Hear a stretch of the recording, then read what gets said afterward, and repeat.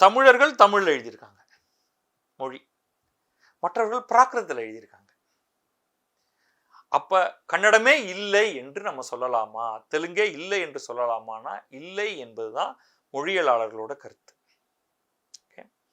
இவை எல்லாமே பேச்சு மொழியாக இருந்து கொஞ்ச காலகட்டம் தாண்டி இங்க தமிழ் பேச்சு மொழியாகவும் கோர்ட் மொழியாகவும் அரசவை மொழியாகவும் இருந்து காசுகளிலும் பதிக்கப்பட்டு கல்வெட்டுகளிலும் பதிக்கப்பட்ட காலத்தில் அங்கே கன்னடமும் தெலுங்கும் பேச்சு மொழியாக மட்டுமே இருந்து கொஞ்சம் காலம் தாண்டிய பிறகுதான் அரசவை மொழியாகி அதற்கு கொஞ்சம் காலம் கடந்த பிறகுதான் இலக்கிய மொழியாகி அதற்கு வெகு காலம் கடந்த பிறகுதான் இலக்கண மொழியாகி இருக்கிறது. இதெல்லாம் யாருமே இதை மறுக்க முடியாது.